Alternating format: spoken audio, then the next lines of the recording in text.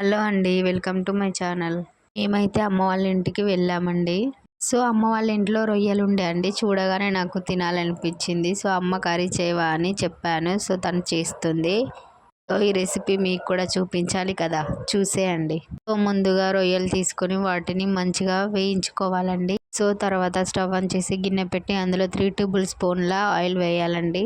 So oil వేడయ్యాక అందులో జీలకర్ర ఆవాలు వేయించాలండి.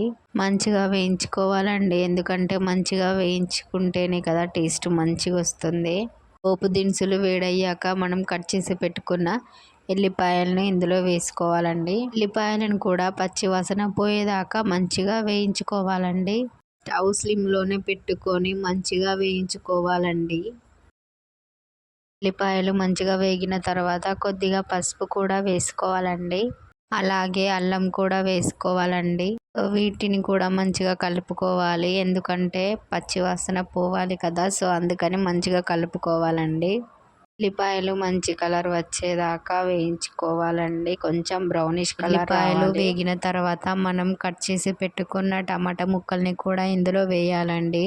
ఒకసారి మంచిగా కలుపుకోవాలి. ఇలా కలుపుకున్న తర్వాత ఇందులోకి రుచికి సరిపడా సాల్ట్ కూడా వేసుకోవాలండి. వేసుకున్న తర్వాత మూత పెట్టి కొద్ది నిమిషాలు మంచిగా ఉడికించుకోవాలి. తర్వాత ఒకసారి ఓపెన్ చేసి మంచిగా కలపాలండి, ఎందుకంటే అడుగంటిపోకుండా చూసుకోవాలి.